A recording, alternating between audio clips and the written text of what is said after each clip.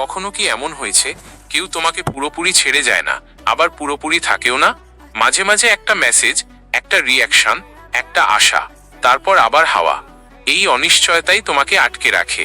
তুমি অপেক্ষা করো, ভাবো, কল্পনা করো।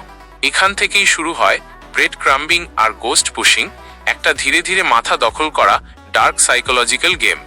ব্রেড ক্রাম্বিং মানে হলো ইচ্ছাকৃতভাবে খুব অল্প অল্প আবেগ দেওয়া, ঠিক এতটাই যাতে তুমি ছেড়ে না যাও। তারা কখনো পুরো কমিট করে না, আবার পুরো দূরেও সরে না। একদিন মিস ইউ, আর তারপর কয়েকদিন নীরবতা। এই ছোট ছোট আবেগের টুকরো তোমার ব্রেইনে ডোপামিন রিলিজ করায়। তুমি আরো চাও, তুমি আরো অপেক্ষা করো।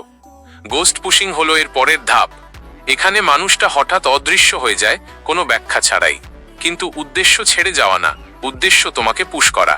এই হঠাৎ নীরবতা তোমার মাথায় প্রশ্ন তৈরি করে, আমি কি ভুল করলাম? তুমি নিজেকেই সন্দেহ করতে শুরু করো। এটা একটা পাওয়ার শিফট। এই দুইটা একসাথে কাজ করলে কি হয়?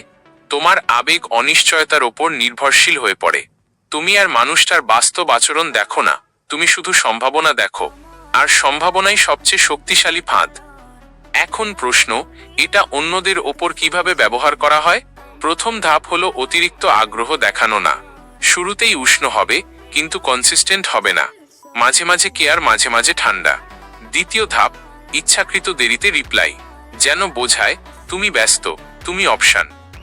তৃতীয় ধাপ, হঠাৎ অদৃশ্য হওয়া। কোনো নাটক না, কোনো ব্যাখ্যা না, শুধু সাইলেন্স। যখন তারা ফিরে এসে প্রশ্ন করবে, তখন ক্লিয়ার কিছু বলবে না। বলবে অনেক কিছু চলছিল, বা আমি এমনই। এতে করে তারা তোমাকে বোঝার চেষ্টা করবে, জিততে চাইবে। আর এখানেই কন্ট্রোল তোমার হাতে চলে আসে। মনে রেখো, এই গেম শক্তির নয়, সময়ের। তুমি যত কম দাও, তারা তত বেশি কল্পনা করে। সবচেয়ে ভয়ঙ্কর মানুষরা তোমাকে ছেড়ে যায় না, তারা তোমাকে অপেক্ষায় রেখে দেয়।